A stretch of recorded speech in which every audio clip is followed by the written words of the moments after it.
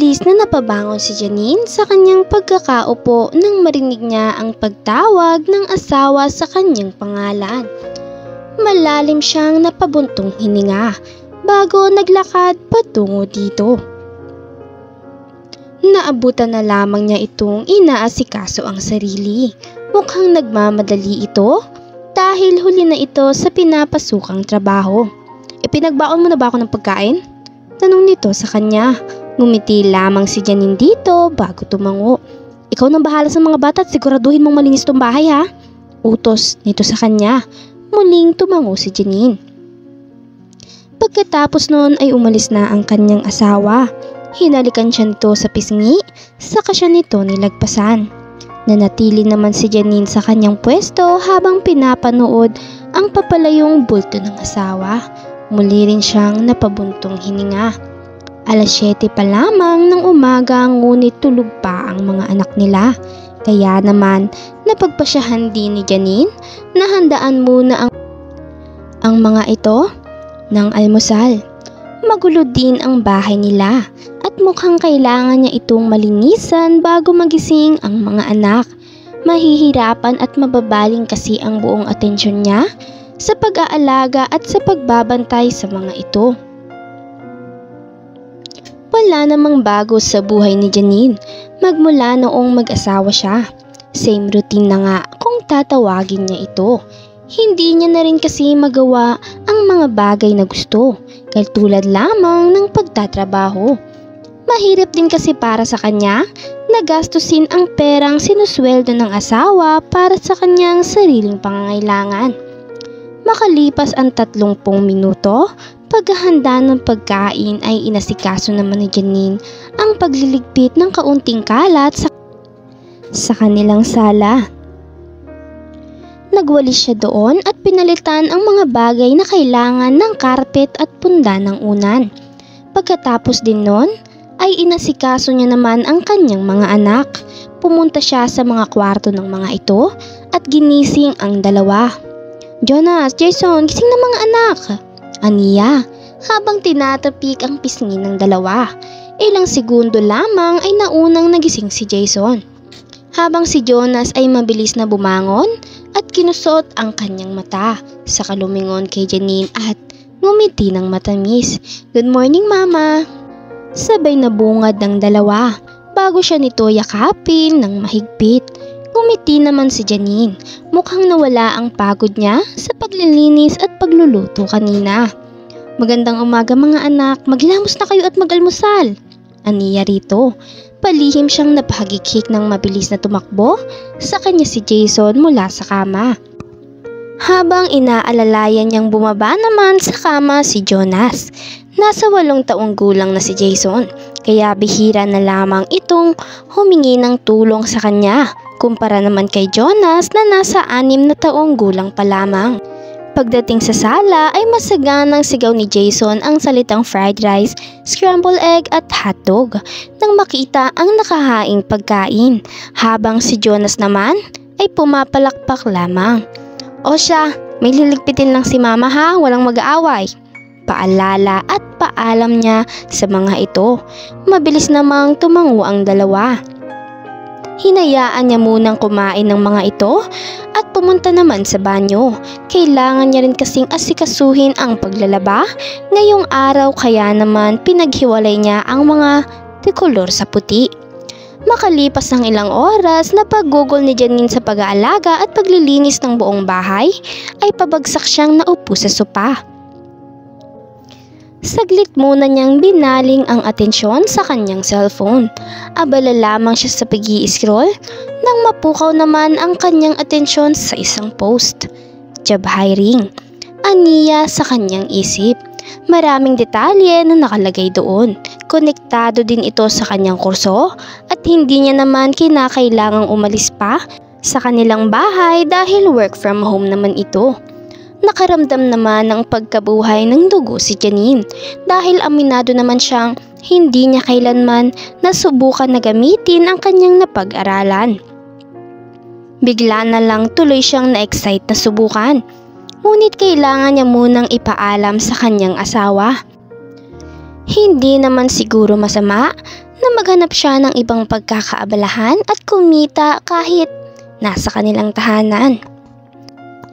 Pasado 11:00 na ng gabi nang dumating si Lloyd galing sa kanyang trabaho. Agad naman siyang sinalubong ni Janine sa pinto. Sa katunayan ay kanina niya pa ito hinihintay at kanina pa siya nababagot kakahintay dito. Gustong gusto niya na rin kasing iparating dito ang magandang balita. Lloyd, maya-maya na Janine. Gusto ko munang kumain. Putol nito sa kanya. Sandaling natigilan si Janine dito ngunit mabilis din niya itong sinundan pagkatapos. Sige, ipaghahain na kita. Sabi ni Janine dito. Hindi na siya nag-abala ng oras at mabilis itong pinaghain ng makakain. Makakapaghintay pa naman ang kanyang sasabihin. Pagkatapos noon ay hinayaan niya munang kumain ito. Pinapanood niya lamang ang asawa at nananatiling tahimik sa tabi nito. Hanggang sa, isasabihin ka ba? Bakit kanina ka pa nakatingin dyan? Saka, kumain ka na ba? Tanong nito sa kanya habang humunguya. Palihim namang huminga ng malalim si Janine. Kumain na ako, sumbay na ako sa mga bata, tsaka mahabang litanya niya bago muling huminga ng malalim at tumingin sa kanyang asawa. Ano kasi, may nakita akong job hiring kanina. Dagdag niya na ikinakunot ng noo ng kanyang asawa. Sandali pang inantay ni Janine ang sasabihin nito ngunit wala naman siyang natanggap na kung ano. Kaya naman, konektado kasi yun sa natapos kong kurso. Kaya gusto ko sanang, alam mo na, mag-apply. Mahabang paliwanag niya. Kung papayag, mabilis na natigilan si Janine sa kanyang sasabihin dahil nagdabog na hinampas ng kanyang asawa ang mesa. Natutulirong pinaglaruan ni Janine ang kanyang daliri at napayuko, tila kinakabahan na rin siya sa sasabihin nito sa kanya. Nahihibang ka na ba, Janine? Singhal nito sa kanya. Mas lalo namang napayuko si Janine sa lakas ng boses nito. Trabaho? Hindi naman nagkukulang sinisweldo ko sa gastusin dito ah. Saad pa ni Lloyd. Sabihin mo nga sa akin, bakit ka pa magtatrabaho? Para saan? Bakas ang pagkairita sa boses nito. Mariing napayuko naman si Janine. Babae ka, Janine. May asawa. Alam mong nararapat mong gawin. Saad pa ni Lloyd na ikinakunot ng noo niya. Ang dapat mo lamang gawin, manatili dito sa bahay. Gumawa ng gawain dito. Pagsilbihan ako at alagaan ng mga bata. Naiintindihan mo ba yun? Dagdag pa niya. Sandaling napakuyom ng kamao si Janine. Naninikip din ang kanyang mga dibdib sa mga sinasabi nito. At ako ang gagawa ng paraan para buhayin kayo. Huling sabi nito. Maliba ang banggitin niya ang pagtatrabaho, intensyon niya lang naman ang makatulong at isa pa'y bakit tila napakababa naman ng tingin ng kanyang asawa sa kanya. Kailangan ba na ang babae ay manatili sa tahanan lamang? Tila daig niya pa ang kasambahay nito kung tutuusin. Alam niya naman ang mga responsibilidad niya sa tahanan bilang asawa at ina. Pero mali nga bang magkaroon siya ng sariling kita na makakatulong sa mga gastusin nila sa tahanan? Isa pa, wala ba itong tiwala sa kakayahan niya? Ayan lamang ang mga tanong na umiikot sa isip ni Janine. Naiwan sa kusina si Janine pagkatapos noon. Nagawa niya ring mag-isip-isip habang nililigpit ang pinagkainan ng kanyang asawa. At kung may naging desisyon man siya nung gabing iyon, ay hindi niya na kailangan pang ipagsabi yun sa iba, lalo na sa kanyang asawa. Makalipas ang 3 buwan, nalulugmok na umupo si Lloyd sa dulo ng kama habang si Janine ay nananatili lamang na pinagmamasdan nito. Nagtataka din siya sa kinikilos nito noong mga nakaraang araw. Tila kasi may bumabagabag dito. Hindi niya rin ito makausap ng maayos.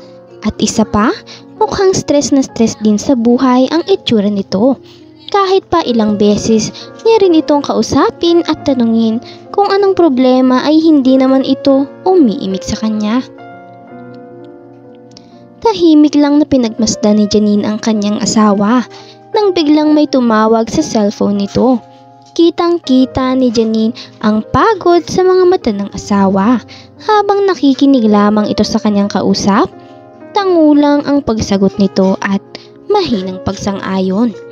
Dumating na din sa punto ang bigla na lamang itong nagmamakaawa. "Please boss, wala kasi ako mahanap na trabaho. Baka pwede namang mag-extend pa ng 1 linggo. Sayang din yung kikitain ko, pangtaguyod ko din yung sa mag-iina ko eh."